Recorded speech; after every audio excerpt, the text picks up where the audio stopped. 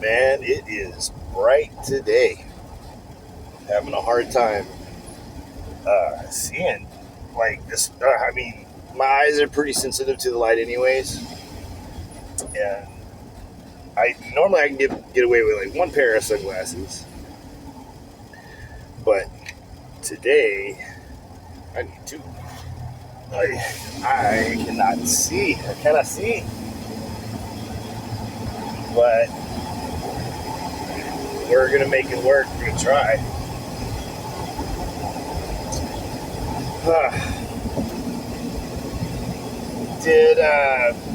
Did everybody's parents? Does everybody's parents, or I guess not everybody has parents, but those who have parents or some type of elder figure in their life, like old people. Do all old people tell young people, someday you'll know what I'm talking about? Someday you'll understand. Is that something that they all threaten us with? They do. Every old person that I have had experience with, when we've gotten into the deep conversations, they say, someday you'll understand. That's a threat. Because ignorance is bliss, And the older I get, the more I understand that.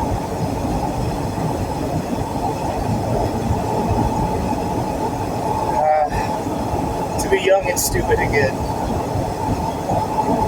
Now I'm just old and stupid. But I'm trying, my mom passed back in October, and I finally got around to burying her. Well, we had a service for her Sunday, and we went out, me and a couple of my cousins who made the long trip down here to help.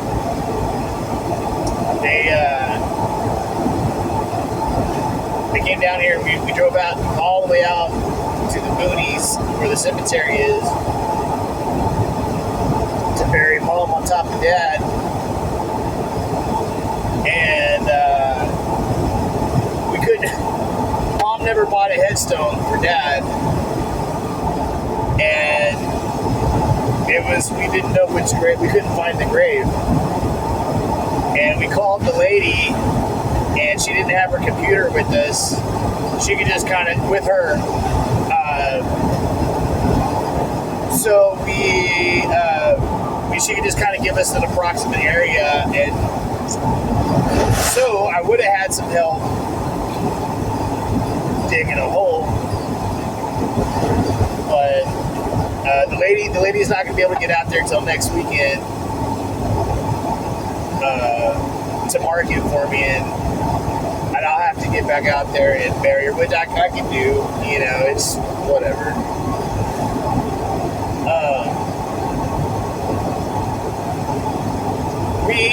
The devil's in the details,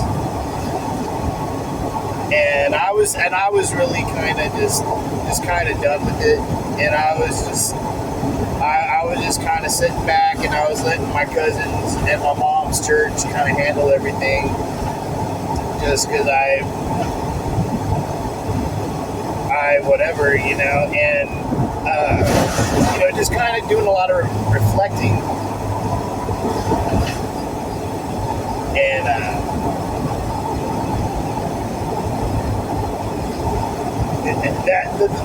my mom telling me someday you'll understand,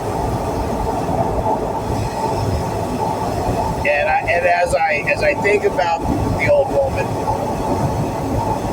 I do understand her a little bit more.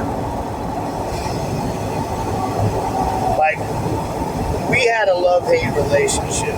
You know, like, we loved to hate each other. No, we were very tough, and we were all we had for each other. My mom came from hard people,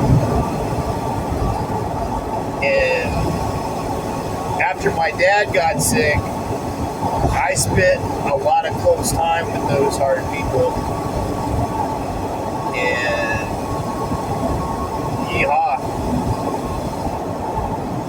You know, and I was talking to my cousins about this, you know, like, they're a little bit older than me, and their mom and dads, like, moved away, and they were able to escape somewhat, but they still dealt with the trauma that they experienced.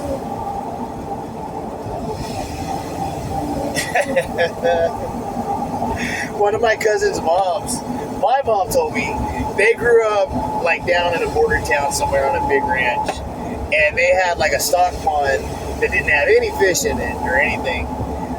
And she said, my mom told me that my aunt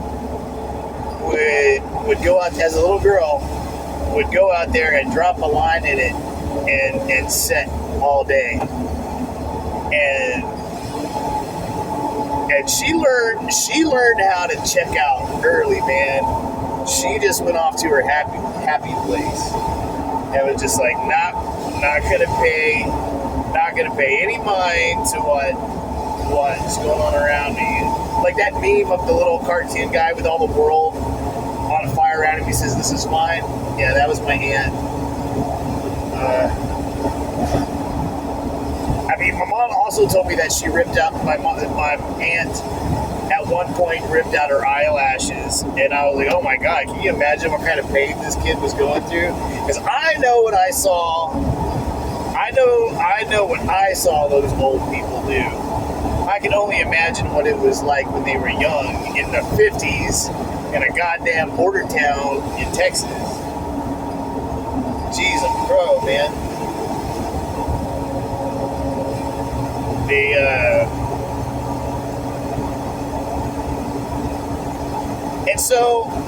And now that Mom's gone, I can see where we butted heads. Now instead, when I think of it, which it's not in a confrontational way, it's more of a third party, like from the outside. This exam, and I can see where Mom came to some of her habits. Hey, nurture versus nature kind of thing. You know, one of my cousins said that my grandmother, he said she was an evil woman. And he had some rough stuff happen between him and her when I wasn't around, and I can kind of I don't know the specifics, but I can probably see why he would feel that way. And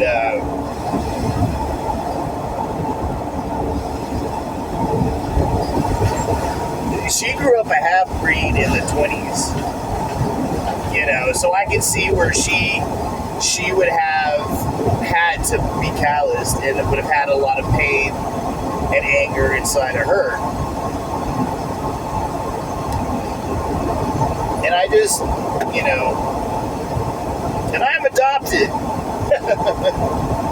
And I'm just like the fucking motherfucker. So nurture versus nature. What I know of my birth family is they sound kind of wild themselves,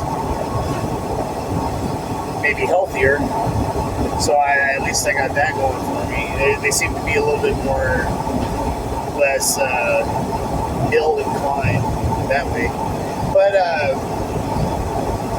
I don't know much about them, but they seem to be a little damaged and crazy, just as crazy as the family that raised me.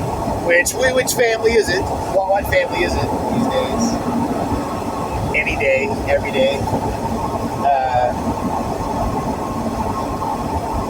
You know, sometimes I want to take like a long like prong or something and just stick it up my nose and see if I can't like poke a part of my brain. But I'm not ready to die. I'm not suicidal. I don't want to die.